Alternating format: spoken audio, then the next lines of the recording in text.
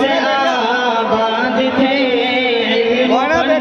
الوداع الوداع اے مسیحی چمن الوداع کیا کرا دے خوشی نغمے گانوں میں رسے گھولتے قائران چمن پر یہاں گھولتے نکتہ سنجی کے ماہر خردے تولتے میٹھی میٹھی زبان سب یہاں بولتے گردشوں میں شمع لگن الوداع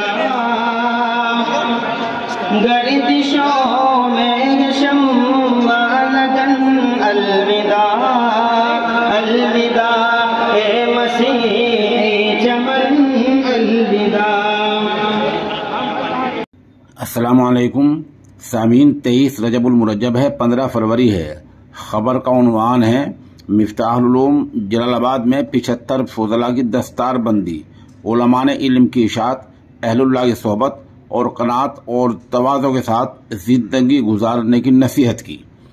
آخر میں ہم مفتی شعیب اللہ خان مفتاحی کا بیان سنوائیں گے۔ خبر تھوڑی تفصیل سے سنیے۔ حکیم الامت مولانا اشرف علی تھانوی رحمۃ اللہ علیہ کے ایما پر ان کے خلیفہ اجل حضرت مولانا مسیح اللہ خان جلال آبادی کے قائم کردہ دینی ادارہ مفتاح العلوم جلال آباد میں آج 9 فارغ شدہ 75 فضلاء کی دستار بندی ہوئی ہے۔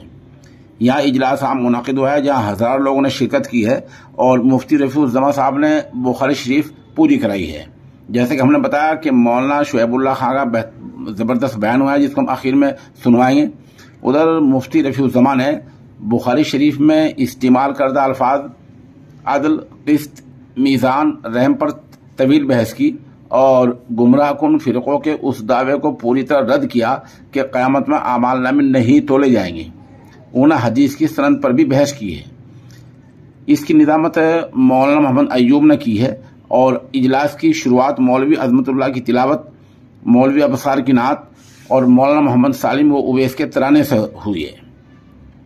یہاں شرکا میں مولانا محمد یامین سابق شیخ الحدیث ادارہ، مفتی محمد ایوب صابر بڑوت، مفتی طاہر، مفتی رئیس، قاری نام، مولانا شعیب، مفتی شعیب، مولانا شبیر، مولانا یعقوب، مفتی حذیفہ، مولانا بدر الحسن شعیب تھانوی، مولانا برکت اللہ امینی، مولوی سفیان کیرانوی وغیرہ کے نام قابل ذکر ہیں۔